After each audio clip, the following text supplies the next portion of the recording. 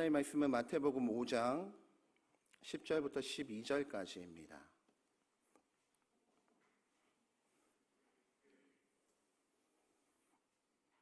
마태복음 5장 10절부터 12절까지 우리 함께 한 목소리로 읽도록 하겠습니다. 시작. 의를 위하여 박해를 받은 자는 복이 있나니 천국이 그들의 것임이라.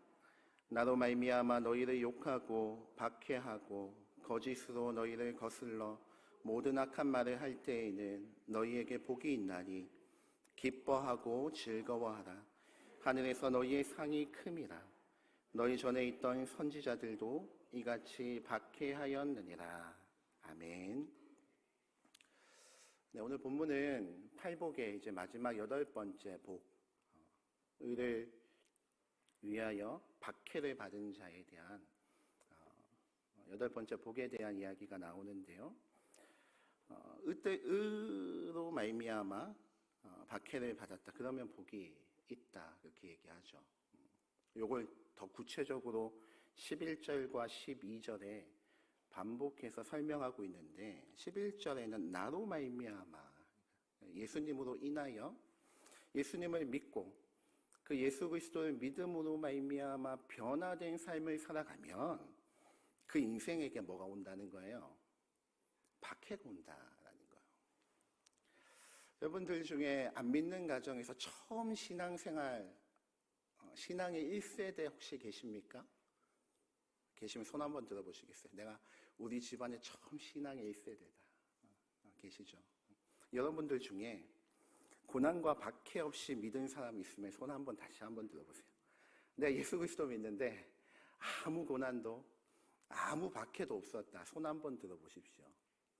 만약에 그런 분이 계시다면 조금만 기다리십시오. 올 겁니다. 예수 그리스도를 믿는다라는 거, 그 인생 가운데 참 고난과 박해가 대부분 모든 사람에게 따라오게 되더라고요. 전에 교회에 이제 권사님 한 분이 계시는데 그분이 저한테 간증을 하셨는데 처음 예수님을 어떻게 믿었는지 간증하시는 거예요. 시골에서 중학교 때 홀로 교회를 다니기 시작했대요. 하나님 사랑이 너무 좋고 예배 가는 것이 너무 좋은데 집안은 철저하게 불교야. 그러니까 아버지가 교회를 갔다 오면 집안이 난리가 나는 거예요. 그래서 머리끄댕이도 잡아 당겨보고 머리카락도 잘리고 집에 방에 방문을 걸어 잠그고 가둬놓기도 했는데 창문 열고 도망가니 뭐 어떻게 할 수가 없는 거예요. 성경책만 발견되면 다 찢어버리고 전부 불에 태우고 온갖 방법을 써도 이 중학생이었던 그 권사님이 그래도 교회를 가는 거예요. 그 아버지가 진짜 확딱지가 나가지고 최후의 경고를 날린 거죠. 그게 뭐냐면 너 한 번만 교회 갔다 오면 다리 몽댕이 부러뜨리겠다는 거예요. 여러분, 이 경고를 받고 이 학생이었던 중학생이었던 이 권사님 어떻게 하셨겠어요? 어떻게 하셨겠어요? 갔겠어요? 안 갔겠어요? 가죠. 여러분, 이 신앙의 맛을 본 사람은 다 아는 거예요. 여러분 다 아시는 거예요. 신앙 가진 사람은 다 알아요. 당장 주교도 가야 되는 거죠. 그래서 교회를 갔다 은혜를 받고 신나게 집으로 돌아오는데 웬걸 아버지의 말이 헛된 말이 아니에요. 교회 갔다 왔더니 진짜 이 딸내미 다리 부러뜨린다고 작두를 가지고 그 소여물 제가 시골에서 이래봬도 제가 도시 사람이라 가지고 하여튼 그런 게 있대요.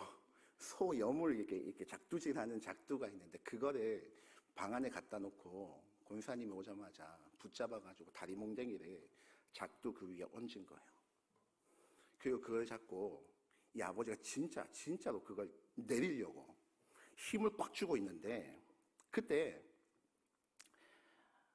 이 상황에서 이 권사님 뭐라고 해야 돼요?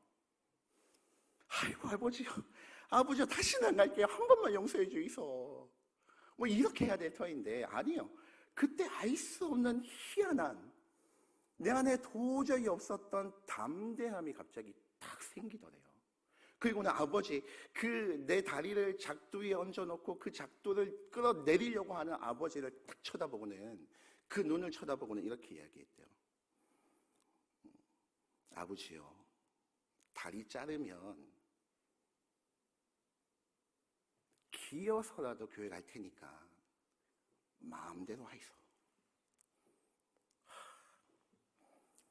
멋있지 않습니까? 다리 자르면 기어서라도 내 교회 갈 테니까 마음대로 하이소. 그랬대요. 그 아버지가 어떻게 했겠어요? 그 작두를 내팽개치고는 쌍욕을 하며 방을 나가셨대요. 그리고 그때부터 교회 가는 것에 자유를 얻었다, 이런 신앙의 고백들을 하더라고요. 저도 신앙의 1세대는 아니지만 저희 어머니가 신앙의 1세대거든요. 그러니까 저희 어머니 품에 안겨서 어릴 때부터 그 손을 잡고 교회를 오고 가며 저희 아버지를 통해 박해받으시는 모습을 많이 보았거든요.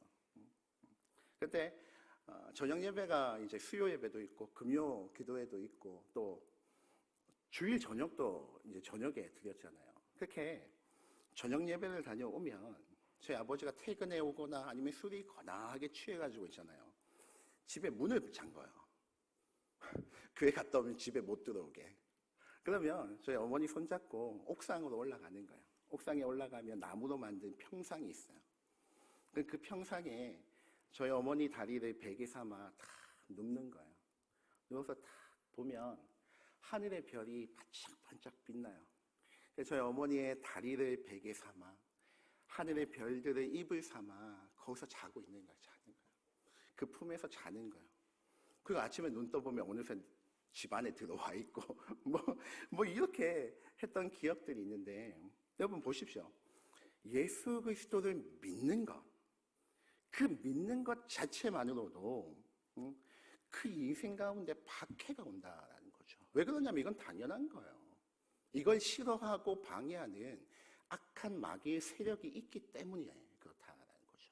그런데 더 나아서 예수 그리스도를 믿는 것도 박해가 오지만 믿고 나서 믿음으로 살아가려고 해도 박해가 온다라는 거죠. 보세요.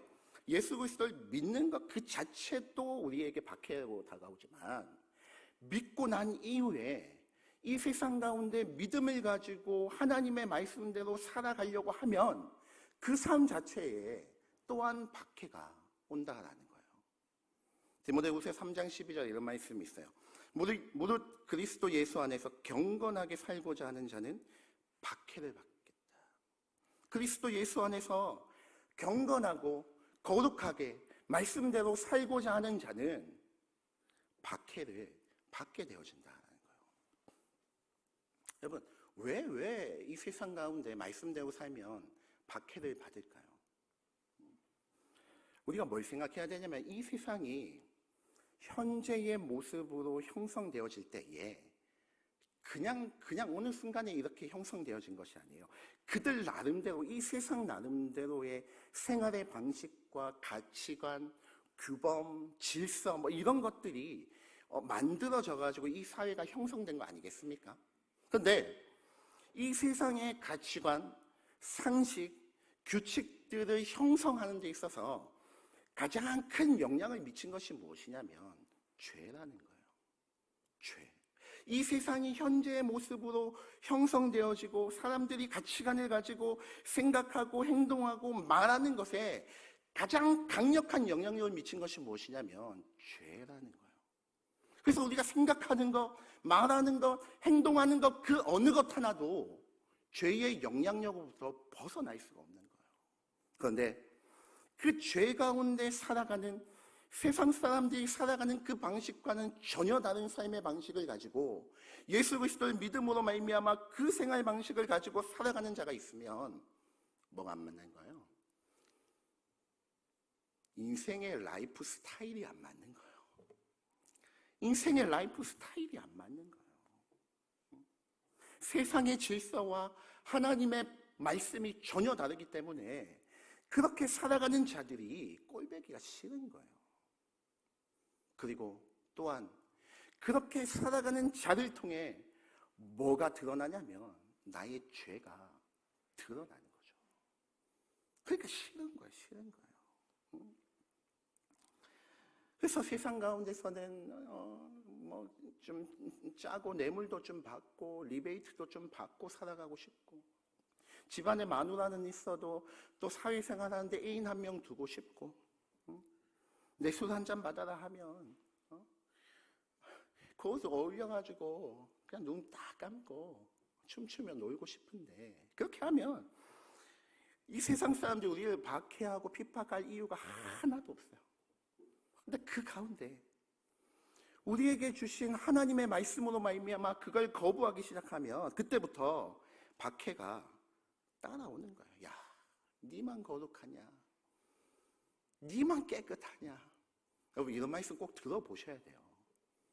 믿음과 신앙으로 살아갈 때 여러분 이런 말씀 좀 듣고 사셔야 돼요. 그래서 있잖아요. 참 많은 성도들이 교회에서는 성도로 살아가지만 세상에서는 세상과 전혀 구별되지 아니하고 똑같이 살아가는 삶을 선택하는 거죠. 그리고 그렇게 사는 것이 참 지혜로운 성도의 삶이라고 착각해요. 여러분, 제가 좀 충격적인 예전에 사건이 있었는데, 아시는 목사님들하고 만나가지고 저녁을 먹는데 뭐 먹을까 하다가 주변에 쭈꾸미집이 있더라고요. 그래서 쭈꾸미집을 들어갔어요. 쭈꾸미집을 들어가가지고 목사님들하고 이제 밥을 먹는데, 저희가 뭐 쭈꾸미집을 잘 안 다니잖아요. 근데 그때 가보니까 저녁 장사는 술 장사더라고요, 쭈꾸미가. 여러분, 쭈꾸미 먹다가 저녁에 저랑 걸리시면 안 됩니다. 아셨죠? 쭈꾸미 집이 있잖아요. 보니까 이게 저녁에는 밥 먹는 게 아니라 전부 술 마시러 오더라고요. 그런갑다 하고 우리는 밥을 맛있게 먹고 있는데, 그 옆에 한 회사 어떤 한 부서가 회식을 왔나 봐요. 그런데 지금 돌아가는 상황을 보니까 신입사원이 들어왔어. 그리고 그 신입사원을 환영하는 자리예요. 그래서는 여기 뭐 부장부터 쫙 나이 많은 사람들이 쫙 앉아 있는데, 야, 막내 한 잔 받아라 그러시더라고. 나이 많은 사람이. 그랬더니 소주를 있잖아요. 글라스 잔 있잖아요. 그 잔에 가득가득 채워주는 거야. 그러니까 얘가, 신입사원이 얘가 무릎을 꿇고 그걸 봤더니 딱 째끼는 데 있잖아요. 이야, 이게 뭐 걸리는 것 없이 넘어가더라고요. 근데 그거 있잖아요. 한 사람, 두 사람, 세 사람 옆으로 쭉 넘어가는 거예요. 한 잔씩 받으면서. 그 세 잔, 네 잔, 뭐 우리는 별 관심이 없으니까 그렇게 쭉 돌아가는 것 같아요. 근데 저 끝에쯤 가가지고 그 모습을 보고 있던 그 나이 많았던 부장이, 처음에 술을 따라줬던 그 부장이 뭐라고 했는 줄 아세요? 제가 그 말이 있잖아요. 지금도 그 가게의 분위기, 그때 들려왔던 음성, 그 음성으로 인하여 충격받았던 제 마음이 지금도 기억이 나거든요. 그때 뭐라고 하냐면 그 부장이, 요한아, 너 진짜 잘 마신다 이러더라고요. 요한아, 너 진짜 잘 마신다 이러더라고요. 제가 그 말을 듣고 있잖아요. 가슴이 무너져 내리는 줄 알았어요.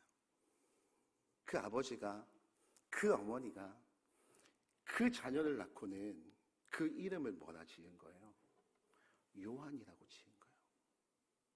세례 요한을 생각했는지 사도 요한을 생각했는지는 모르겠지만 어쨌든 요한이라고 지은 거예요. 믿음으로 살아가라. 이 세상 가운데 어떤 일이 있어도 너의 신앙과 믿음 지키고 살아가라고 그 아이의 이름을 요한이라고 지어줬어요. 근데 세상 가운데서는 그 믿음, 그 신앙 어디 갔는지 다 저버리고는 세상과 똑같이 살아가는 거예요. 그리고 그게 지혜롭다고 생각해요. 세상 가운데 살아갈 때는 이렇게 살아갈 수밖에 없다라고 자기 자신에게 합리화하며 살아가요. 요한아, 너 진짜 잘 마신다. 이 말이 있잖아요. 제 마음속에 얼마나 큰 충격으로 남았는지, 제가 그 이후에 결혼하고 자녀를 낳고 제가 결심한 게 뭔지 아십니까? 이 자녀의 이름, 성경 이름으로 절대 안 짓는다. 얘가 또 나중에 커가지고 어디 가가지고 사무엘아 너 정말 잘 마신다 이러면 어떡해요. 제가 그때 결심하고 우리 아들이 의본이 예본이라고 지은 거예요. 여러분, 세상은 그게 지혜롭다고 얘기해요. 세상은 그게 잘 살아가는 방법이라고 얘기해요. 그런데 성경은 정반대로 얘기해요. 성경은 세상과 동화되어 똑같이 살아가지 말고, 박해가 오면 그거 피하려고 세상과 똑같이 되지 말고 그냥 있는 그대로 받으라는 거예요. 그게 복이 된다는 거. 심지어 12절에 기뻐하고 즐거워하며 그 박해를 받으라고 이야기해요. 여러분, 말씀 한 구절 찾고 우리가 오늘 말씀을 마치고자 하는데, 누가복음 6장 한번 찾아보십시오.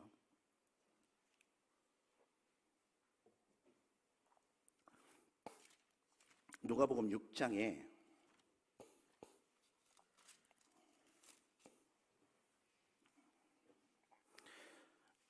제가 찾고자 하는 본문이 누가복음에 있는 팔복에 관한 본문이에요. 팔복이 마태복음에도 등장하지만 누가복음에도 조금 변형된 형태로 등장하거든요. 그 마지막 말씀이에요. 6장 26절. 그러니까 오늘 우리가 보고 있는 구절과 똑같은 구절을 다른 방식으로 누가복음에서는 설명했는데 같이 한번 읽어봅시다. 누가복음 6장 26절 시작. 모든 사람이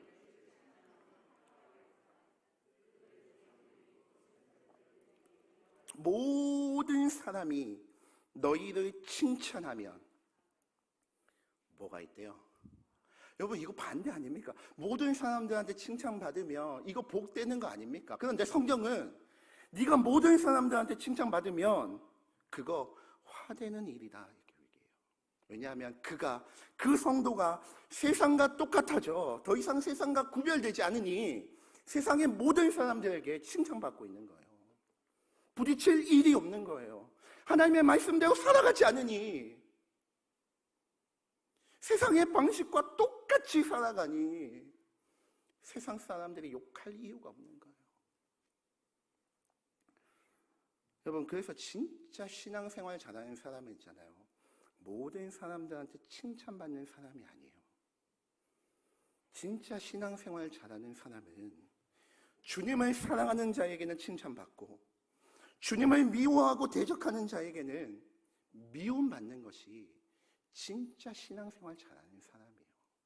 그 뒤에 보시면 그들의 조상들이 거짓 선지자들에게도 이와 같이 하였다. 거짓 선지자들의 특징이 뭔지 아십니까? 모든 사람에게 칭찬받는 것이 특징이에요. 거짓 선지자들의 특징이 무엇이냐면 모든 성도들에게, 모든 사람들에게 칭찬받는 거예요. 모든 성도들한테 칭찬받는 교역자 좋을 것 같습니까? 여러분, 아니에요. 성경은 아니라고 이야기해요. 모든 성도들에게 칭찬받는다는 것 그 자체가 하나님의 말씀을 그대로 전하지 않았다라는 증거도 될 수 있다라는 거예요. 성도들이 듣고 싶은 이야기, 성도들이 원하는 이야기, 그런 말만 했을 가능성이 높은 거죠. 그래서 교역자는 미움받을 용기가 필요해요. 미움받아요. 진짜 하나님을 사랑하고 헌신하고자 하는 자들에게는 사랑받되, 교회를 다니지만 말씀대로 살지 아니하고 말씀을 도저히 실천할 의지도 없는 자들에게는 미움받아야 돼요. 말씀대로 성경대로 설계하면 반드시 미움받게 되어져 있어요. 제가 저의 부끄러운 고백으로 오늘 말씀을 마치고자 하는데, 제가 교육자가 되고 가장 후회하는 일이 그 일이거든요. 제가 처음 전도사를 제가 다니던 개척교회에서 첫 전도사 사역을 한 거예요. 그러니까 제 사역의 모든 대상들이 누구예요? 전에 형이었고 누나였고 동생이었고 애기들이었고, 개척교회니까 뭐 이것저것 있습니까? 뭐 하나부터 열까지 전부 제가 하는 거예요. 교육부서 전부 제가 하는 거예요. 청년부도 그때 제가 설교했는데 전부 형이고 누나고 동생 아닙니까? 그 주의 본문이 제가 정확하게 기억이 안 나는데 여호수아 본문이었어요. 여호수아 본문인데 그 말씀을 통해 결론이 무엇으로 하나님이 제게 주셨냐면, 그래서 야, 땅 투기하지 마라. 땅 가지고 투기하고 돈놀이 하지 마라. 이게 있잖아요. 그 말씀에 우리 삶에 적용할 적용 포인트였어요. 제가 원고를 다 준비해가지고 탁 올라갔는데 그 설교를 듣고 있는 개척교회니까 몇 명 있습니까? 4명, 5명 앉아있는 거예요. 4명, 5명 앉아있는 한 명. 그 저랑 진짜 친했던 형, 제 밥 잘 사주셨던 그 형이 눈에 밟히는 거예요. 왜냐하면 그 형이 지금 그 당시에 땅 투기하고 있었거든요. 그 땅이 얼마나 올랐는지가 그 삶의 가장 큰 관심사였고 자랑거리였고 우리에게 해주는 이야기였거든요. 미치겠는 거예요. 원고에 다 돼 있는데 내 가장 친한 형이 거기 앉아가지고 그 말씀 듣고 있는 거예요. 그리고 제가 설교 원고까지 다 준비했는데 결국 그 말을 못했어요. 왜? 왜 그럴까요? 그 형에게 미움받을 용기가 없어서 그래요. 미움받을 용기가. 하나님의 말씀을 그대로 전하는 것보다 그 형과의 관계가 불편해질까봐, 그 관계가 깨어질까봐 그게 더 걱정되었던 거죠. 그리고 그 설교 이후에 제가 하나님으로부터 얼마나 큰 책망을 받았는지 모릅니다. 여러분, 그래서 저를 위해서 기도해 주실 때 이거 하나 좀 꼭 기도해 주세요. 모든 사람에게 사랑받는 사람 되지 않게 해달라고 기도해 주십시오. 모든 성도들에게 칭찬받는 목사 되지 않도록 기도해 주십시오. 여러분, 우리도 마찬가지예요. 내가 신앙생활 하는데 전혀 박해가 없다. 그러면 이건 어쩌면 내가 신앙생활 세상과 동화돼서 하고 있다라는 의미일 수도 있어요. 교회 와서는 성도이지만 세상에 나가 세상과 적당하게 섞여 사니까 박해가 없는 거죠. 이미 세상과 똑같은데 무슨 박해를 합니까? 무슨 핍박을 받습니까? 모두 그리스도 예수 안에서 경건하게 살고자 하는 자는 박해를 받는다라고 성경은 말씀하고 있어요. 성경이 그렇게 얘기하면 그렇게 되는 거예요. 여러분의 삶을 돌아보십시오.